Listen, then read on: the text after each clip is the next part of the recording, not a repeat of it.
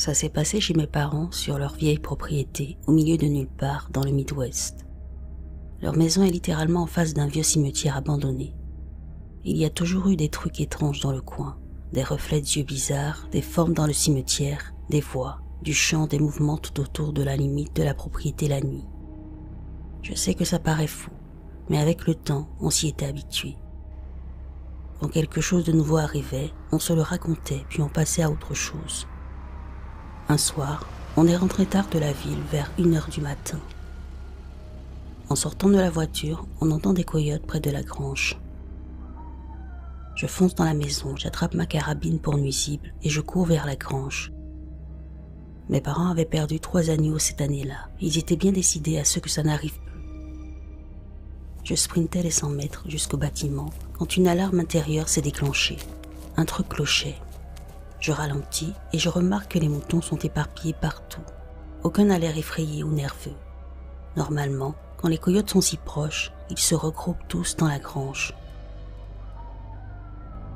À ce moment-là, j'entends encore les coyotes exactement du même endroit, de l'autre côté de la grange. Je contourne la grange en courant, rien, puis je les entends à nouveau, un peu plus loin, juste hors de ma ligne de vue. Je cours encore, rien. Et là, je sens que quelque chose ne va pas. S'il y avait vraiment des coyotes, j'aurais dû les voir bouger, la nuit était claire. Ça recommence encore. Je me retrouve sur la colline, à la limite de la propriété, avec une vue dégagée sur un bon kilomètre, dans toutes les directions. Puis je les entends à nouveau, juste derrière la clôture. Et là, ça fait tilt. C'est exactement les mêmes jappements et hurlements que les fois précédentes, identiques, et je réalise que quelque chose cloche dans le son lui-même. Comme une bonne chanson jouée sur un mauvais haut-parleur, ça sonnait faux. Je regarde l'endroit précis d'où venait le bruit. J'éclaire avec ma lampe, rien. Mais quand je détourne les yeux, je le vois. Un truc grand et noir dans mon champ de vision périphérique. Je regarde directement, rien. Je détourne les yeux, il est là. Ça continue comme ça pendant quelques minutes. Une grande masse noire, là où il ne devrait rien y avoir, immobile, posée contre la clôture.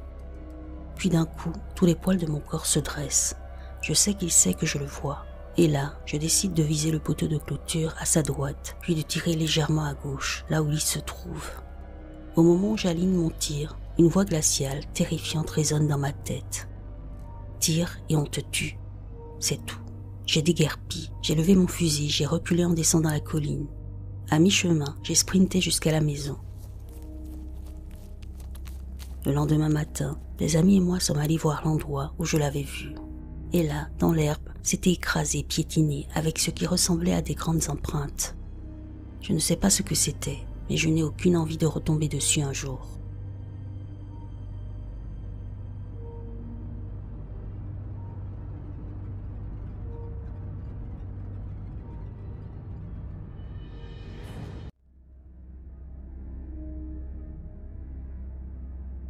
Ce souvenir date d'environ 1981, dans l'État de Washington. J'avais environ 3 ans et je vivais alors chez mes grands-parents. J'ai toujours eu des souvenirs très précoces, et celui-ci est l'un de ceux que je décris de manière constante depuis l'enfance. Mon berceau se trouvait dans une grande salle familiale à l'arrière de leur maison, placée devant une grande baie vitrée, donnant sur un terrain boisé sur le côté. La propriété était isolée, en retrait, aucun voisin visible. Un après-midi, on m'a couché pour une sieste normale. À mon réveil, j'ai entendu un léger tapotement sur la fenêtre. Je me suis levé dans mon berceau et j'ai vu ce qui ressemblait à une silhouette humaine complète à l'extérieur de la fenêtre. La silhouette semblait entièrement faite de verre vert, solide, réfléchissant, pas brumeuse ni semblable à une ombre. Cela ne ressemblait pas à des vêtements ou à un tissu. Toute la forme paraissait vitreuse. Je me souviens de ne pas avoir eu peur au début, c'était même ludique. La silhouette a mis ses mains en visière autour de ses yeux et s'est penchée vers la fenêtre, comme pour mieux voir à l'intérieur. Elle m'a fait signe. J'ai ri et j'ai fait signe en retour. Cela ressemblait à la manière dont un adulte ferait des grimaces à un bébé pour le faire sourire. Puis elle a fait un geste qui a immédiatement changé ma réaction. Elle a retourné ses mains et les a placées autour de ses yeux, doigts pointés vers le menton, paumes vers son visage, comme des lunettes ou un masque exagéré.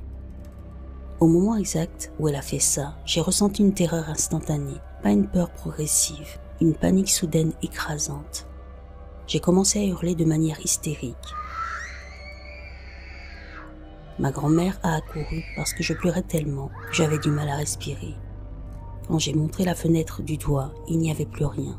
Mon grand-père a fait le tour de la maison et n'a vu personne. Je sais que les souvenirs de la petite enfance peuvent être peu fiables, reconstruits ou influencés avec le temps. Je n'affirme pas que c'était paranormal, mais ce souvenir est resté identique depuis plus de 40 ans, y compris le basculement émotionnel du jeu à la terreur. Je me demande donc, existe-t-il des explications développementales ou neurologiques pour des souvenirs aussi vifs et persistants à l'âge de 3 ans? Les hallucinations hypnopompiques peuvent-elles survenir à cet âge? Je suis ouvert à toutes les perspectives, psychologiques, neurologiques ou autres. Je me suis toujours demandé ce qu'il en était.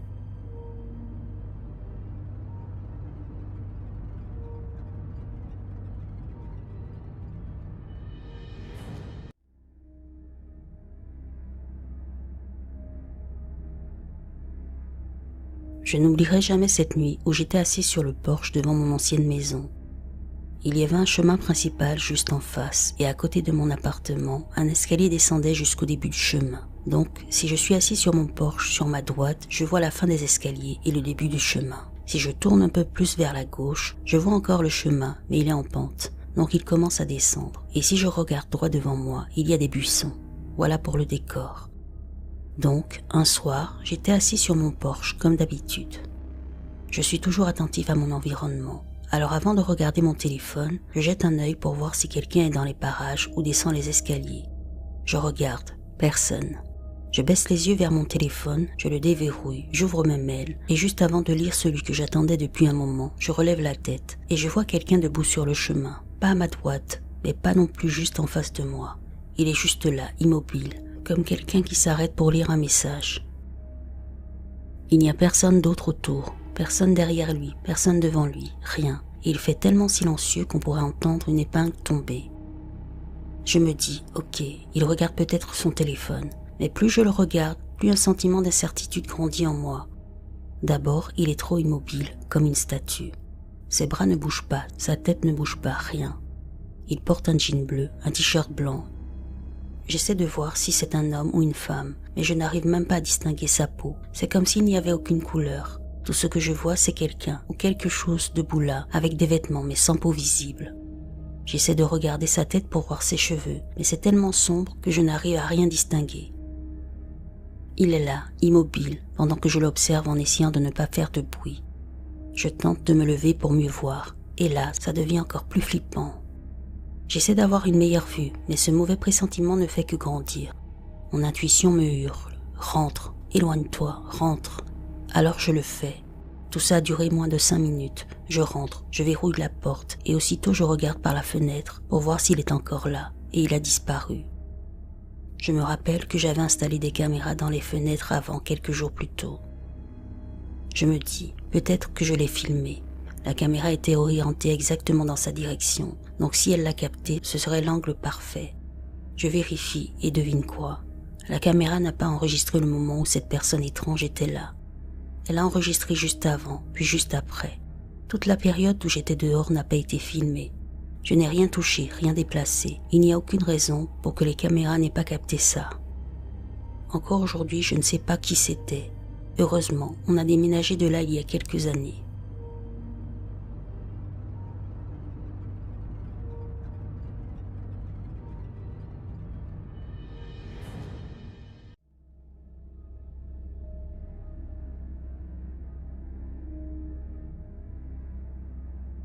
Je dors toujours dans le noir complet.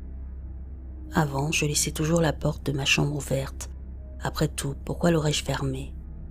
À l'époque, nous n'étions que ma copine et moi dans l'appartement. C'était toujours un peu bizarre de regarder à travers cette porte plongée dans le noir la nuit, mais je n'y avais jamais vraiment prêté attention. Une nuit, je me suis réveillée pour aller aux toilettes, comme d'habitude. J'ai fait ce que j'avais à faire, puis je suis retournée dans ma chambre. Ma copine dormait dans le lit à côté du mien. J'essayais de me rendormir et je me suis retournée plusieurs fois avant de finalement sombrer dans le sommeil. Je me suis tournée sur l'autre côté, face à la porte, et j'ai aussitôt aperçu une silhouette énorme et pâle, debout dans l'encadrement. On aurait dit une vieille femme laide et elle n'avait certainement pas l'air amicale. Ses longs cheveux étaient sales et rêches, comme si elle sortait tout juste d'un marécage. Elle n'était pas grosse, mais massive et brutale. Je me suis tournée vers ma copine. Je n'osais rien faire pour ne pas la réveiller et l'effrayer. Je me suis retournée et la chose se tenait maintenant au-dessus de moi au bord du lit. Essayant, je suppose, d'ignorer ce qui se passait, je me suis retournée de l'autre côté cette fois. Quand j'ai regardé en arrière, c'était parti. Tout s'est passé très vite. Je n'ai pas vraiment eu le temps de digérer tout ça et de paniquer comme j'aurais pu le faire.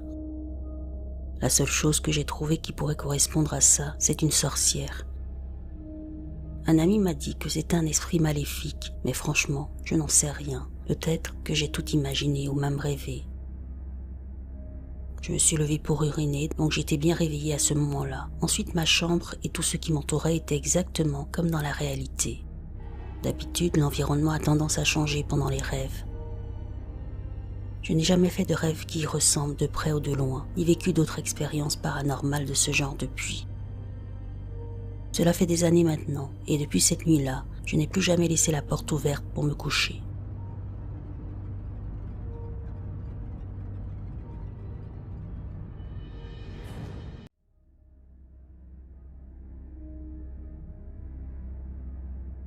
Quand j'étais enfant, j'ai grandi en faisant des allers-retours entre l'Angleterre et l'Irlande, car j'avais de la famille dans les deux pays.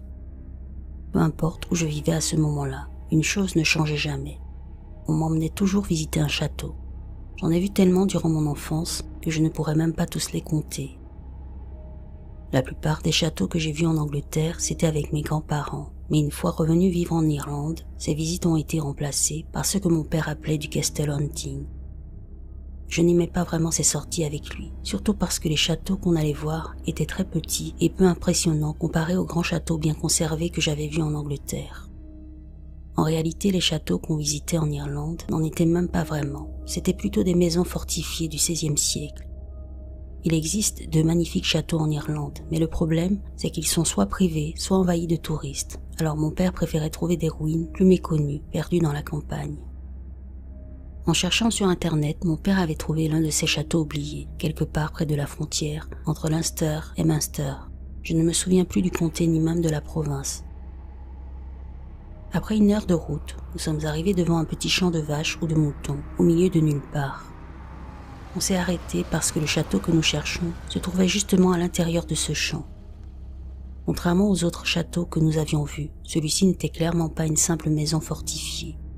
Les ruines étaient assez hautes, avec 2 tours rondes encore debout sur les 4 d'origine. Aucun effort n'avait été fait pour le préserver. Il était entièrement recouvert de végétation, et pour un château irlandais, il valait vraiment le détour. En entrant dans le champ pour explorer les ruines, l'une des premières choses que j'ai vues était une ouverture menant à une pièce très sombre. J'étais curieux de savoir ce qu'il y avait à l'intérieur, mais l'entrée était tellement noire que je ne voyais absolument rien. J'ai toujours eu peur des endroits très sombres, mais pour une raison que je ne m'explique pas, malgré la terreur que m'inspirait cette obscurité, je ressentais aussi une forte, étrange envie d'y entrer, comme si quelque chose essayait de m'attirer à l'intérieur. Ma curiosité et ma peur étaient parfaitement équilibrées, ce qui ne m'était jamais arrivé. D'habitude, la peur gagnait largement. Déchiré entre l'envie d'entrer et la peur, j'ai fini par m'éloigner pour explorer le reste des ruines, où je suis tombé sur une autre entrée. Celle-ci était moins sombre et je pouvais voir qu'il s'agissait d'un tunnel. Et là encore, j'ai ressenti cette même impulsion étrange, ce même appel. Avalant ma peur, ce qui était rare pour moi, j'ai pris mon courage à 2 mains et je suis entré dans le tunnel, sans téléphone ni lampe. J'ai avancé jusqu'à la limite entre la lumière et l'obscurité. Et là, juste devant moi, dans cette obscurité totale, l'envie d'avancer est revenue encore plus forte, comme si quelque chose, encore une fois, essayait de me faire entrer plus loin. Mais cette fois, ma peur a fini par l'emporter. Je suis ressorti du tunnel et je suis allé chercher mon père.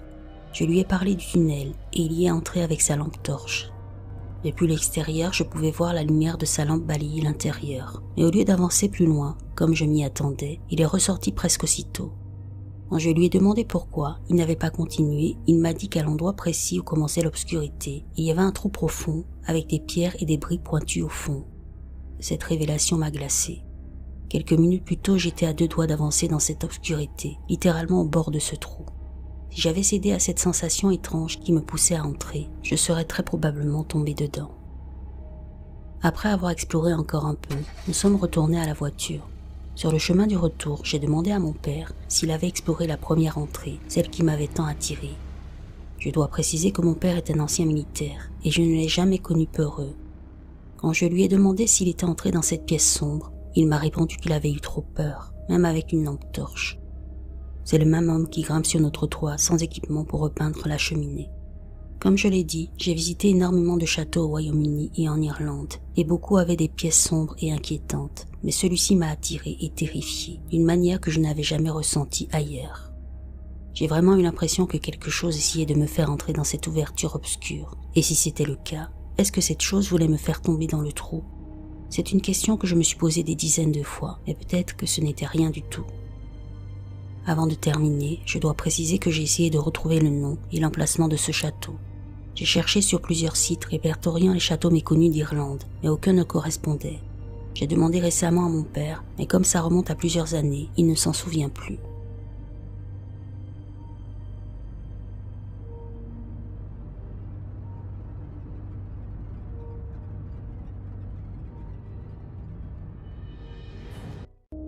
Mon mari et moi tenons une petite boutique, et ce jour-là, il avait quelques courses à faire pour moi. Il était parti depuis 2 heures environ, et je commençais à me demander où il était et pourquoi il mettait autant de temps. Peu après cette pensée, il revient et me dit « Tu ne vas pas croire ce qui vient de m'arriver. » Évidemment, j'étais curieuse, alors je lui dis de raconter. Il m'explique qu'il roulait sur Melrose quand il a vu un homme âgé qui avançait à peine sur le trottoir. L'homme devait avoir 80 ou 90 ans, et ce jour-là, il faisait une chaleur écrasante, environ 38 degrés. Mon mari décide de faire demi-tour pour lui proposer de le déposer quelque part. Il tourne donc son gros pick-up et s'arrête à côté du vieil homme qui se tenait debout en s'appuyant sur une pancarte. Il lui dit de monter et ouvre la porte depuis son siège conducteur. L'homme grimpe tant bien que mal et lui fait comprendre qu'il ne parle pas anglais, qu'il ne parle que l'espagnol. Il lui indique donc simplement la direction de sa maison. Mon mari arrive devant chez lui. Le vieil homme ouvre la porte du camion et se tourne pour lui dire au revoir. Mon mari le regarde se diriger vers un portillon sur le côté qui mène à l'arrière de la maison. La porte d'entrée, elle, est envahie par la végétation, comme si personne ne l'utilisait jamais. Il le voit passer le portillon et entrer par la porte de derrière. À ce moment-là, mon mari se dit que le vieil homme devait sûrement aller à l'épicerie, mais qu'il faisait trop chaud et qu'il était trop épuisé pour y arriver. Alors il rentre chez nous et prépare un petit colis alimentaire avec un gallon de lait. Il retourne ensuite à la maison où il avait déposé le vieil homme, sort de son camion et se dirige vers le portillon. À ce moment-là, la voisine qui était dans son jardin lui demande si elle peut l'aider. Il lui explique qu'il vient juste déposer un peu de nourriture pour le vieil homme hispanique qui ne parle pas anglais. Elle confirme qu'il vivait bien là, mais ajoute ensuite qu'il est mort 2 semaines plus tôt et que sa femme n'est pas à la maison, qu'elle séjourne chez sa famille. Mon mari commence à protester en disant qu'il venait tout juste de le déposer. Il décrit l'homme à la voisine et elle répond « Oui, c'est bien lui ». Quand mon mari m'a raconté ça, j'étais en mode « Mais quoi ?» Il ne voulait plus y penser parce que ça l'avait complètement terrifié. Il jure que c'est arrivé. Il est encore totalement secoué. Moi, j'y pense encore. Je suis même passée devant la maison et personne n'y vit. Les voisins me regardent comme si j'étais folle quand je passe lentement devant.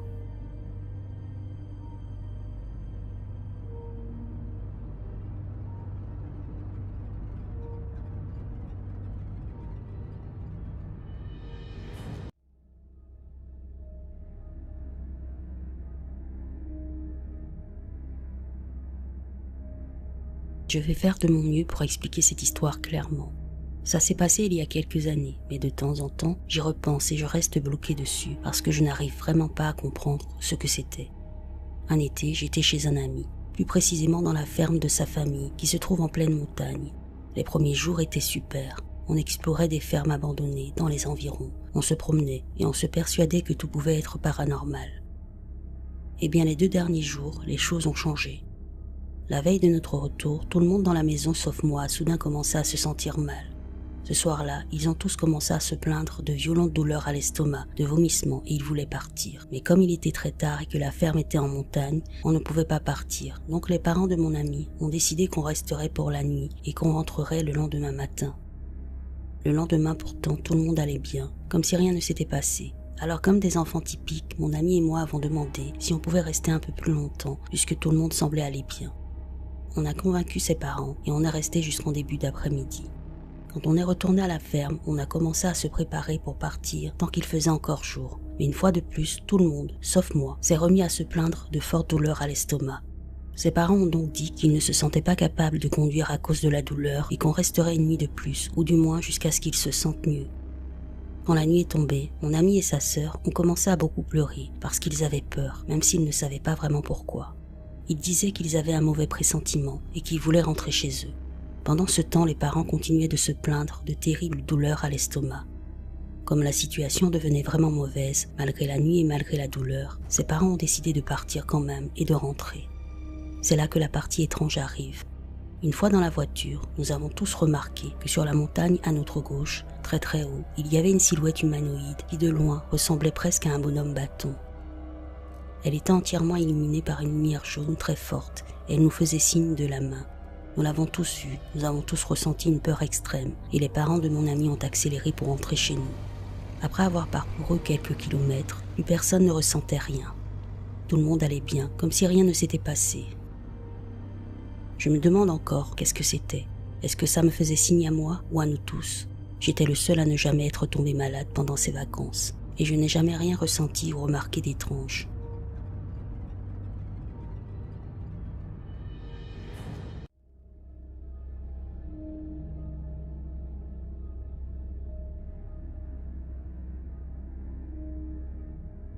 En 2019, je sortais de la pire année de ma vie. Je venais d'emménager chez mes parents en Arizona en provenance de Georgie. J'avais dû traverser le pays en voiture pour arriver chez eux.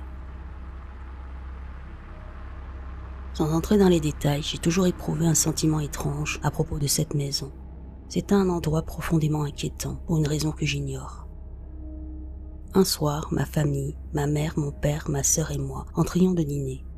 Ma sœur est allée aux toilettes au fond du couloir et mon père a sorti les chiens. Ma mère et moi nous tenions à l'autre bout du couloir, là où la porte de ma chambre était perpendiculaire à celle de mes parents. Tandis que nous parlions sur le seuil, je le jure, nous avons toutes les deux entendu une voix chuchoter juste derrière ma mère. Est-ce qu'il nous voit? J'en ai encore des frissons. J'ai regardé ma mère et elle m'a regardé incrédule. Je lui ai demandé si elle avait entendu et elle a confirmé. J'ai paniqué, j'étais déjà au plus mal psychologiquement. Alors j'ai exigé que mon père aille au grenier pour voir s'il y avait quelqu'un. Il l'a fait à contre-cœur et le grenier était complètement vide. J'étais terrifiée. Parmi les autres choses qui se sont passées dans cette maison, il y a eu la porte arrière qui s'est ouverte toute seule par une journée calme, sans un souffle de vent. La maison était équipée de petites alarmes de porte. Je suppose que c'est comme ça que je les appellerai. Alors moi, seule à la maison, j'ai entendu le ding et j'ai vu la porte arrière s'ouvrir lentement. Pas de vent, pas de chien, rien. J'entendais aussi parfois des chuchotements. Tout ça me rendait très paranoïaque et me mettait très mal à l'aise. Quand j'ai enfin emménagé dans mon propre appartement, tout a cessé, ainsi que cette impression d'être observé. Je ne sais pas, vous allez peut-être trouver ça idiot, mais je jure qu'on a tous les deux entendu la voix murmurer. Est-ce qu'il nous voit? Il m'est déjà arrivé des trucs bizarres. Je pense notamment aux lumières dans un placard vide que mon cousin et moi avons vu passer sous le seuil, filant de droite à gauche. Mais ça me hante.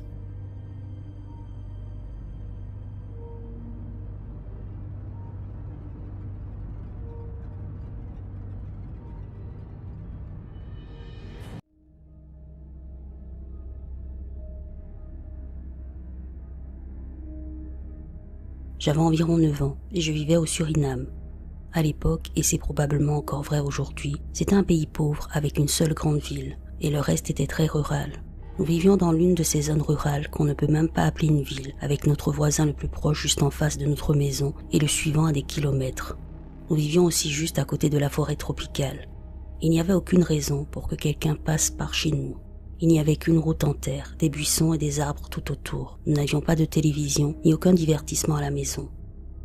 Mes frères et sœurs et moi passions notre temps libre à lire, jouer avec nos jouets ou faire du vélo. Et pendant des années, ça a été comme ça, un endroit calme avec très peu de visiteurs. Un jour, j'ai vu quelque chose qui a tout changé pour moi. Pour donner un peu de contexte, j'ai toujours eu des expériences avec des fantômes quand j'étais enfant et encore rarement aujourd'hui. Je ne les cherche pas. On m'a tiré les cheveux, griffé les jambes, murmuré des mots alors que personne n'était là. Je m'y suis habituée et comme ce sont des événements rares, je n'y pense pas trop. Pour revenir à l'histoire, je regardais les chiens du jardin jouer quand j'ai vu un homme caucasien courir devant notre maison sur la route en terre. Cette route menait à une impasse. Je n'avais jamais vu cette personne auparavant. Nos voisins étaient indiens et vivaient seuls. J'ai demandé à ma mère qui était cet homme. Elle ne l'avait pas vu et ne savait pas de qui je parlais. Je me souviens qu'il avait un short. Les chiens sont des chiens de garde, mais ils n'ont pas aboyé et ne l'ont même pas remarqué. Je n'ai pas vu son visage, je n'ai pas pensé à lui jusqu'à quelques jours plus tard, quand je l'ai revu courir sur la route en terre, passant devant la maison. J'ai immédiatement couru vers mon vélo et j'ai décidé de le suivre. Encore une fois, les chiens étaient silencieux. Je ne sais pas pourquoi je l'ai suivi, ce n'était pas de la curiosité. Je n'en ai parlé ni à ma mère ni à personne, ce que je fais d'habitude. Je suis juste parti avec mon vélo, avançant lentement derrière lui, à environ 3 ou 4 mètres. Je n'entendais aucun bruit de pas. Quand on court sur une route en terre, on entend quelque chose, du gravier, de la poussière, n'importe quoi. Là, rien. Il ne s'est jamais retourné, il ne m'a jamais regardé, même si j'étais clairement derrière lui très près. J'aurais dû faire demi-tour. Qu'est-ce qui n'allait pas chez moi? Je ne pouvais pas m'arrêter. Quelque chose me disait de continuer à le suivre. Nous n'avons rien dit, ni lui ni moi. Nous sommes arrivés à la fin de la route. Il a continué à courir dans l'herbe, droit vers les arbres. L'herbe était haute, jusqu'à mi-cuisse ou hanche. Aucun son, aucun bruissement. L'herbe se pliait à peine alors qu'il passait dedans. Il avançait toujours. Je suis descendu de mon vélo. J'allais faire un pas dans l'herbe pour le suivre quand j'ai entendu la voix de ma mère à ma gauche, forte et claire comme en plein jour, m'appeler. « Maggie !» Je me suis retourné et j'ai répondu. « Quoi ?» Il n'y avait personne derrière moi. Je me suis retourné vers l'avant, l'homme avait disparu. Plus aucune trace, j'étais seul. J'ai ressenti un frisson profond et je suis monté sur mon vélo pour rentrer aussi vite que possible. Quand je suis arrivé à la maison, ma mère était en train de cuisiner. Elle n'avait jamais quitté la maison et je n'ai plus jamais revu cet homme. Je crois vraiment que cette chose n'était pas humaine. Je pense que j'ai été charmé, attiré hors de la maison volontairement. Ce n'était pas un fantôme ou un esprit. Il existe des entités dans ce monde qu'on ne peut pas comprendre ni expliquer. J'espère ne plus jamais croiser ça. Des décennies plus tard, j'ai rencontré un médium qui m'a dit qu'un esprit protecteur veille sur moi, une femme âgée, mais je ne pense pas que ce soit ma défunte arrière-grand-mère. Je ne sais pas si c'est vrai, mais quelque chose m'a tiré de là pour me sauver.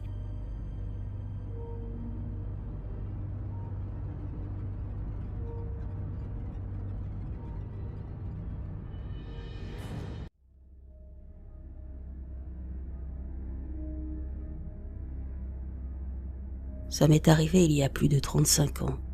Quand j'avais 6 ans, j'ai disparu pendant 2 jours. Ça s'est passé à la campagne, alors que je passais tout l'été chez ma grand-mère. Je ne me souviens pas de grand-chose de la période où j'étais porté disparu, mais je me souviens de ce qu'ils m'ont dit que j'avais raconté à l'époque. Je dormais dans une chambre avec 4 autres enfants, mon frère et mes cousins. 3 autres personnes dormaient dans la maison, ma grand-mère, mon oncle et ma tante. Le dimanche matin, ma grand-mère et mon oncle se sont levés très tôt pour nourrir les animaux et se préparer pour l'église. À 7 heures, quand ils sont venus nous réveiller pour partir, je n'étais plus là. Mes chaussures étaient là, mais le t-shirt et le short que je portais avaient disparu. Ils ont appelé la police et mes parents qui vivaient à 700 km. Ils ont cherché avec des chiens, mais n'ont trouvé aucune piste autour de la maison. 2 jours plus tard, j'ai été retrouvé dans une forêt à 11 km de là par des chasseurs. Ils m'ont emmené au poste de police du village voisin, puis transféré au poste du village où vivait ma grand-mère. Je n'étais ni sale, ni affamé, ni même effrayé. J'avais un livre à la main et mes vêtements étaient beaucoup trop petits pour moi. Ils ont dû découper le t-shirt que je portais parce qu'il était impossible de l'enlever. J'étais le même, mais mes vêtements n'étaient pas à ma taille. Le plus troublant, je portais des chaussures quand ils m'ont trouvé dans les bois, mais mes chaussures d'origine étaient restées à la maison. Il y a quelques années, mon neveu est devenu policier et a retrouvé les dossiers. Il me les a envoyés. Voici en gros ce que j'avais raconté à la police à l'époque. J'avais dit que je venais de l'école, mais j'étais trop jeune pour aller à l'école. J'avais dit qu'il m'avait appris à être moi, qu'il m'avait appris qui je suis et comment je suis. Je dormais dans une pièce avec beaucoup d'enfants, garçons et filles, et nous mangions des légumes. Aux fenêtres, on ne voyait que de l'eau, comme si on était sous l'eau, mais sans poissons. Tous les enseignants se ressemblaient et nous les appelions simplement professeurs. Chaque enfant recevait un nom et devait apprendre sa nouvelle vie et sa nouvelle famille. Apparemment, il nous montrait sur des écrans des photos des familles que nous devions rejoindre. Le livre que j'avais en main contenait des photos de ma famille, de mes proches, des amis de la famille, des voisins et même du personnel et des enfants de la garderie où j'allais. Je connaissais les noms de toutes ces personnes, mais aucun détail personnel. J'ai été interrogé 2 fois au poste de police, puis 3 autres fois à la maison. Ils ont au total 7 heures d'enregistrement audio. La partie suivante est probablement la plus perturbante de l'histoire. Quand nous sommes revenus chez ma grand-mère, ma mère a dit que je n'étais pas son fils. Elle a remarqué que ma tache de naissance sur l'oreille gauche avait disparu. C'était une marque très visible qu'elle avait refusé de faire enlever à ma naissance. Elle a fait tout un scandale et est même retournée voir la police avec des photos pour prouver que je n'étais pas son enfant et pour qu'ils continuent les recherches. Ils ne l'ont pas prise au sérieux, mais ont enregistré sa déclaration. Ma grand-mère avait 3 chiens autour de la maison et aucun ne me reconnaissait. Mon oncle a dû les enfermer pendant un moment. Mes parents m'ont ramené à la maison après 3 semaines, mais ma mère n'était pas heureuse. 2 ans plus tard, mon petit frère est né, et il est né avec la même tache de naissance que moi. Un jour, alors que je jouais avec lui, ma mère m'a dit « Mon premier fils avait la même tache de naissance que lui, 2 petites grappes accrochées à l'oreille gauche. » Je me souviens qu'elle me demandait souvent « Qui es-tu? Où est mon fils? Est-ce qu'il va bien ?» Elle s'occupait de moi, mais elle était froide. Elle n'a jamais assisté à mes remises de diplôme, même quand j'étais premier de la classe. Quand je suis partie étudier dans une autre ville, elle a jeté toutes mes affaires et ma chambre est restée vide depuis. Il n'y a aucune photo de moi dans la maison, sauf celle d'avant ma disparition. Je ne sais pas si ça a influencé ma personnalité, parce que sincèrement, ça ne m'a jamais vraiment dérangée. Je me sentais comme un intrus de toute façon, et je n'ai jamais ressenti le besoin d'un foyer ou d'un ami. Après mes études, je suis entrée dans l'armée et je suis devenue pilote. J'ai servi 15 ans, puis j'ai quitté. Les meilleurs moments pour moi sont quand je vole ou quand je suis sur un bateau. J'aime être seule, au calme. Mes compétences sociales n'apparaissent que quand je bois de l'alcool, mais je ne suis pas vraiment buveur. Je ne suis spécial en rien, je mène une vie normale, je n'ai pas changé le monde ni en bien ni en mal, mais j'ai toujours l'impression de ne pas appartenir à ce monde. Alors pourquoi ce changement? Pourquoi quelqu'un aurait-il pris la peine de le remplacer par moi? Peut-être qu'il est quelque part en train de faire de grandes choses, pendant que je ne suis qu'une pièce de remplacement dans un puzzle qui n'a même pas besoin de cette pièce pour fonctionner parfaitement. Au fil des années, j'ai essayé d'enquêter moi-même, après que mon neveu m'a envoyé le dossier de police. J'ai posé des questions, cherché des archives, essayé de comprendre ce qui s'était réellement passé pendant ces 2 jours, mais beaucoup de choses sont difficiles à vérifier. Ça s'est passé pendant la période communiste dans mon pays, quand les archives n'étaient pas toujours transparentes et que la police fonctionnait très différemment d'aujourd'hui.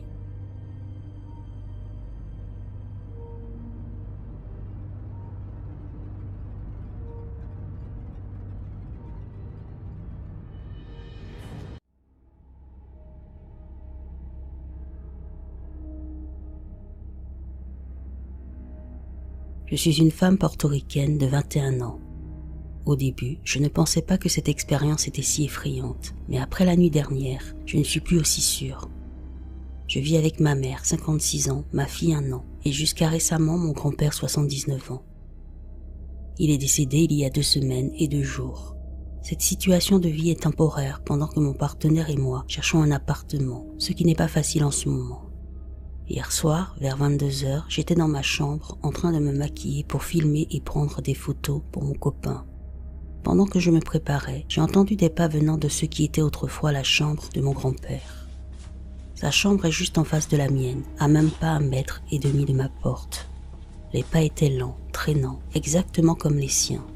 Je me suis figée 1 seconde, mais j'ai essayé de ne pas trop y penser. Je me suis dit que c'était sûrement un de mes 4 chats et j'ai continué.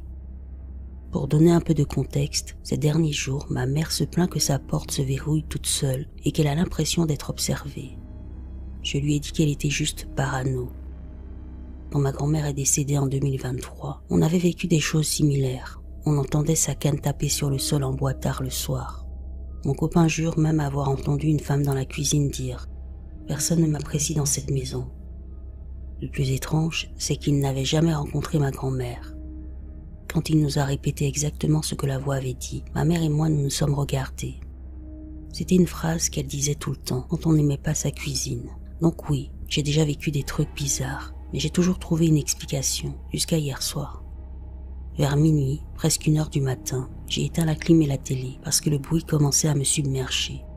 La maison est devenue complètement silencieuse.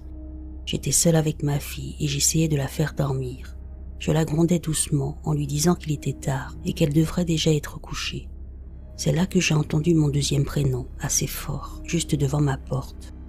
La seule personne qui m'a toujours appelé par mon deuxième prénom dans cette maison, c'est mon grand-père. J'ai essayé de rationaliser. Je me suis dit que c'était peut-être ma mère qui passait devant ma chambre pour me dire de faire moins de bruit, comme elle le fait souvent. Mais quelque chose n'allait pas, la voix ne venait pas du couloir. Elle venait de juste devant ma porte, comme si quelqu'un se tenait là. J'ai appelé ma mère immédiatement. Elle a répondu à moitié endormie. Et là, tout mon corps s'est glacé. Je suis restée assise à fixer la porte, trop terrifiée pour bouger. Je sais ce que j'ai entendu. Ce n'était pas faible ni lointain. Ce n'était pas quelque chose que je pouvais imaginer. C'était juste là, et ce n'est pas la seule chose. Depuis qu'il est mort, des objets bien posés tombent tout seuls des étagères. J'ai senti ma couverture être tirée la nuit alors que personne n'était là. Sa porte de chambre tremble parfois doucement, comme si quelqu'un essayait de l'ouvrir sans y arriver. Je ne sais plus quoi penser. Ma mère est chrétienne et elle dit que mon grand-père a accepté Dieu avant de mourir, donc il devrait être de l'autre côté. Mais si c'est vrai, alors qu'est-ce qu'il y a encore ici? Pourquoi a-t-on l'impression que quelque chose marche encore dans sa chambre la nuit?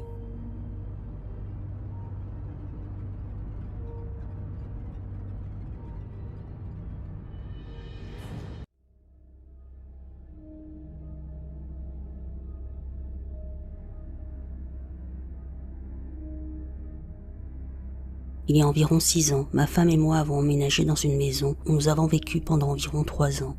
La première fois que je suis allé rencontrer le propriétaire et visiter la maison, son fils était présent. Pendant que je parlais avec le propriétaire, à un moment donné, le gamin demande à son père « Tu vas lui parler du fantôme ?» Le propriétaire a réagi comme on le ferait si son enfant disait quelque chose de bizarre et sans importance. J'ai ri et la conversation a continué. À l'époque, ma femme et moi avions tous les deux une garde alternée 50-50 avec nos ex. Quelques semaines après notre emménagement, je marchais au rez-de-chaussée et j'ai vu un enfant passer à l'étage. Il m'a fallu une seconde pour réaliser que nous n'avions pas nos enfants cette semaine-là. Je suis montée et j'ai regardé partout mais rien. J'ai laissé tomber, mais au fil des semaines, j'ai continué à l'apercevoir, que nos enfants soient là ou non. Je n'ai pas de croyance particulière concernant le surnaturel ou les fantômes, mais je sais ce que j'ai vu, même si je ne peux pas l'expliquer. C'était un enfant, peut-être 1 an ou 2 plus jeune que les nôtres, avec la peau brune et les cheveux foncés comme nos enfants. Finalement, j'ai demandé à ma femme si elle avait vu quelque chose d'étrange depuis notre arrivée. Elle a immédiatement répondu « Tu as vu un enfant ?» J'ai dit oui, et nous avons comparé nos observations. Nous avions tous les deux aperçu ce qui semblait être le même enfant. Une nuit, nous l'avons vu tous les deux, encore une fois à l'étage, et j'ai couru dans la pièce où il venait d'entrer. Mais rien. Nous n'en avons parlé à personne, pas parce qu'on avait peur que les gens nous prennent pour des fous, mais plutôt parce qu'on avait peur qu'ils pensent qu'on inventait tout. Après environ 1 an, mon beau-fils ne voulait plus revenir chez nous après sa semaine chez son père. Il est finalement revenu. Son père, on s'entendait tous très bien, nous a expliqué la raison, mais nous a demandé de ne pas dire à notre fils, il nous l'avait dit, parce qu'il lui avait promis de garder le secret. Il lui avait raconté qu'il s'était réveillé au milieu de la nuit, chez nous, et qu'il y avait un garçon qu'il ne connaissait pas, debout au-dessus de lui. Son père avait fini par le convaincre que ce n'était qu'un cauchemar et que notre maison était sûre. Ma femme et moi avons continué à voir notre fantôme, mais sans trop y penser. Il n'a jamais semblé menaçant, juste une silhouette furtive de quelqu'un qui ne devrait pas être là. Nous avons fini par déménager. Nous ne l'avons plus jamais revu depuis. Je n'ai aucune explication et je ne suis attachée à aucune théorie. La maison et le quartier avaient été construites dans les années 2000. Avant ça, tout le secteur n'était que de la campagne. S'il y avait eu une maison à cet endroit auparavant, ce qui semble improbable, elle n'aurait pas fait partie d'un lotissement. Ni ma femme ni moi n'avons vécu d'expériences similaires avant ou après.